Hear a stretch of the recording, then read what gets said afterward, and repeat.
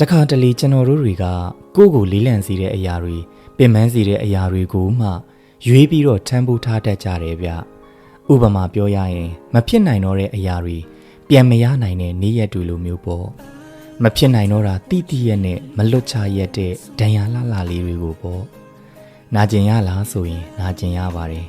ဒါပေမဲ့ချစ်နေသေးတယ်ဆိုတာမျိုးပေါ့သုံးပွင့်ဆိုင်လာတဲ့ဇက်လန်းတွေမှာတကယ်နာကျင်ရတဲ့သူကိုချင်းစာတတ်တဲ့သူတွေကဘေးထွက်ပေးလိုက်ရတယ်ဗျနားလည်မှုနဲ့မေတ္တာတရားကိုချစ်တဲ့သူအပေါ်ကိုအပြည့်အဝပေးထားတဲ့သူတွေကသာဘေးထွက်ပေးလိုက်ကြရတာလေကိုချစ်ရတဲ့သူကိုပိုင်ဆိုင်ခြင်းကြပေမဲ့မဖြစ်နိုင်တဲ့အဆုံးမှာအနာကျင်ခံပြီးတော့လက်လွတ်လိုက်ရတာတွေရှိတယ်ဗျကိုကဘလောက်ပဲချစ်ပြနေပါစေသူကမမြင်ခဲ့ရင်လည်းအရာမထင်ဘူးလေတချို့ချစ်ချင်းမေတ္တာတွေကကိုနဲ့စပြီးတော့နောက်လူနဲ့အဆုံးသတ်သွားတာမျိုးဗျမမြဲကျင်တော့တဲ့ကျိုးတွေကဘာနဲ့ချီချီမမြဲတော့ပါဘူး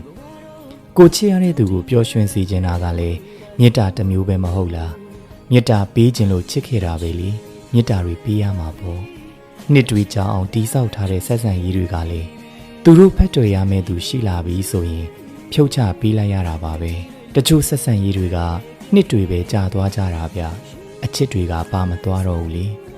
နောက်ဆုံးမှကိုပဲနာကျင်ရတာပဲမဟုတ်လားဒါကြောင့်လေပူချစ်ရတဲ့သူကလည်းကိုဖြစ်ခဲ့ရတယ်လို့ပူပြီးနာကျင်ရတဲ့သူကလည်းကိုပဲဖြစ်ခဲ့ရတာပါ